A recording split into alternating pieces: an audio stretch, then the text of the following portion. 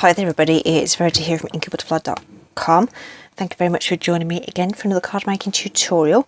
We're doing this card today using the Poinsettia Petals stamp set, which is actually in the annual catalogue, it's not in the mini catalogue. And this is for my stamping friend Vicky Lou Designs. And it's her Creative Colour Challenges number 9 this week, and we have Merry Merlot, Pear Pizzazz and Gorgeous Grape to work with, and that's how we've ended up with this. So I did think Christmas colours, and I was like, how do we incorporate the purple? And I thought we could just do that by using that for the sentiment. So we're going to do that. I'm going to skip this layer. I didn't really like that layer, but essentially the same layout, and I just want to show you how we achieved this look. Okay, so that's what we're working with. The Poinsettia Petals have coordinating dies, so they are called poinsettia dies. Okay, so there's loads and loads of things you can do with these and make really lovely dimensional flowers. There are some fabulous projects using this to decorate, like napkin rings and table favours and things like that, and making decorations for your tree. So really lovely set. And we've got these pieces here which don't cut but they emboss, so you can get real really realistic, I should say, petals on your poinsettias, because in real life they do have that kind of embossed look to them. The sentiment itself is going to be die cut with a die from this set, which is called Hippo and Friends, and this does coordinate with this little stamp set with these little animals in, but I really do love these beautiful labels you get in here as well. So really nice set to have just for those, even if you're not into the cutesy. So without further ado then, I'm bringing some scraps of white cardstock.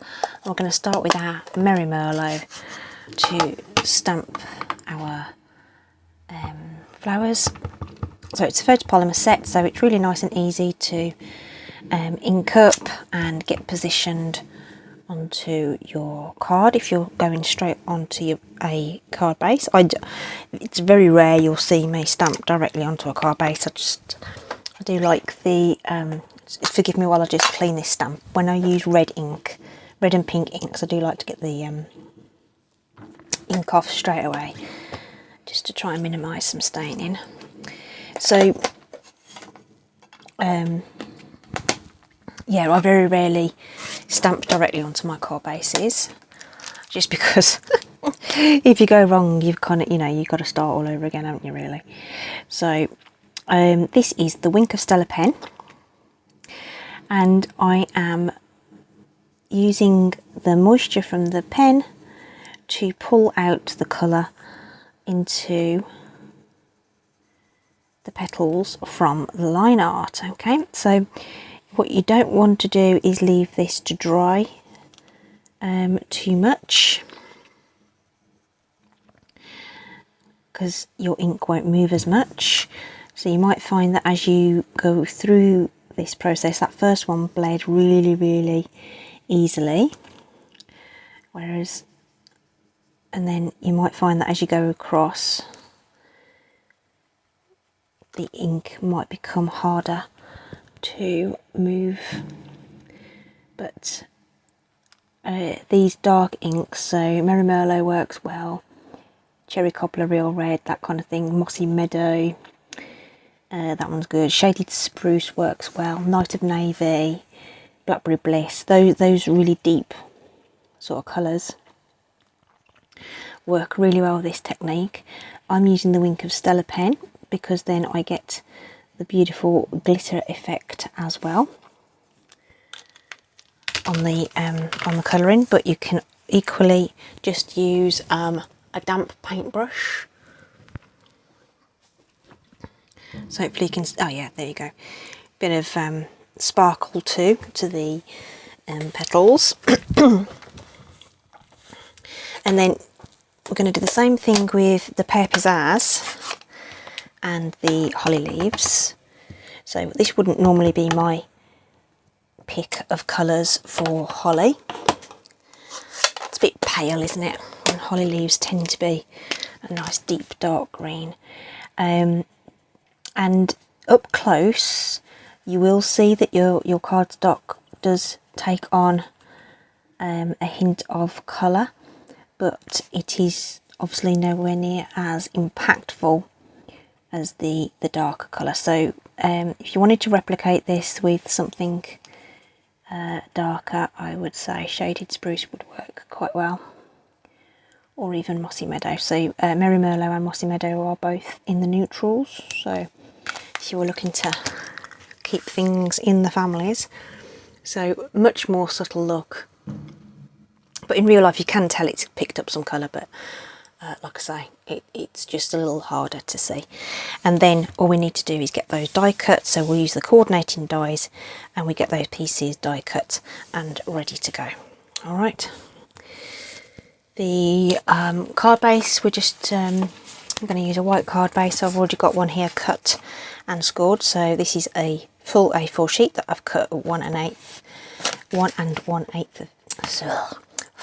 and 1/8 of an inch. I've scored it at 5 7/8 of an inch. I'm going to fold that over on that score line and give that a nice sharp crease there. Okay, and it'll sit flat, really beautiful. And we're going to need another piece of cardstock so that we can cut our sentiment. These are just bits I'm pulling out of my scrap pile. Keep all the offcuts and things from other projects so that I can use them for these kinds of things. And obviously, you know, punching and die cutting and stuff, it doesn't matter as long as your cardstock's big enough to accommodate the images and the dies, then you're laughing, aren't you? Okay, isn't that a lovely image? Looks beautiful with the gorgeous grape. And we are going to die cut this one. This one has these dies have some lovely dots, sort of stitched effect dots around the edge, which are super pretty. And you'll see in a moment when I've done this, it leaves those dots on the positive, the die cut that we're going to use, but it also leaves the dots on the aperture.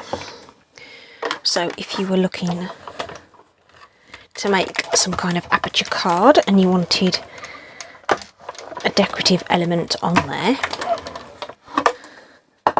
these ones could work. I'll just bring that over. So there's our die cut sentiment with that lovely pierced edge all the way around there. But then if I remove the die, we get the same effect on the aperture too. Okay, so that's a really cool feature of those. Now see, this is it. So I'm just going to cut that off. That's a nice little scrap that I can punch something out of. So that's going back into the scrap drawer. Ready. This is going to go up on 2 dimensionals. So that's ready to go, and then we've got our flower here. So just going to bring in a silicone mat just to protect my surface a little bit, because I want to layer these 2 pieces together, so these keep things all nice and tidy for us. You can bend and shape these with your fingers, give them some movement as they would in real life, and then we'll just layer those on top of each other. But what I want to do is just make sure I'm not putting the same petal next to each other, so I'm just going to rotate that around a bit, and we'll just use some wet glue in the centre of that, and will, I'm going to move that round to about there, so that the centre isn't round. So I was just turning it round so that it was sort of upside down, if you know what I mean. So I'm just going to hold that in place just for a second. That glue just needs a little time to grab. That is all. Okay, there we go. That's awesome. Okay, so we've got a lovely dimensional element there. And then we'll see what we need to do with those. I say I'm going to skip that panel. I didn't like the panel in the end. So we're just going to go straight onto card front, make it really nice and sort of clean and simple. It's not very often I don't add layers to a card, but I think this one's going to look good if I don't. So we're going to make sure that's sort of centred, somewhere around there, I think. Okay, and then our floral element is going to overhang the sentiment there. It draws your eye into it and everything, so that's cool. Now I think we can get away with a dimensional on the back of that, so let's do that.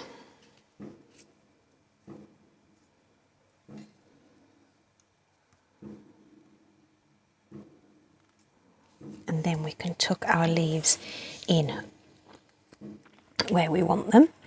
So that looks like it's going to look good over there.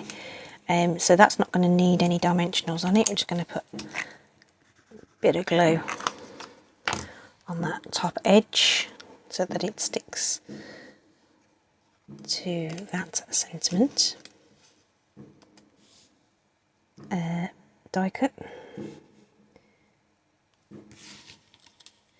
And then I think what we'll do is we'll just put one at the end on this leaf and just dab a glue on the bit that's getting tucked in. And we can add that in under there. Just grab a pokey tool and just press that into place at the other end, like so. A little bit of something on there. So that, my friends, is it. So really the focus there was on using the, in my case, the Wink of Stella,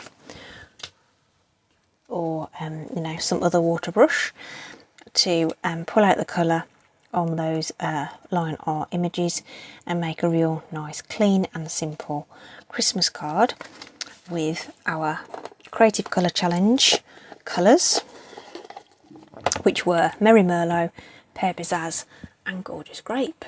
Okay, so I hope that's been nice for you. Nice, clean and simple card. The links to Vicky's blog is or will be in the description, so have a look there, and if you fancy taking part, she'd be more than happy to have you enter. She launches her fresh challenge at 10 o'clock on a Monday, with winners, a winner announced on the following Sunday. Okay, so do check that out. Hope you've liked it. Stay safe, take care, and I'll see you soon. Bye.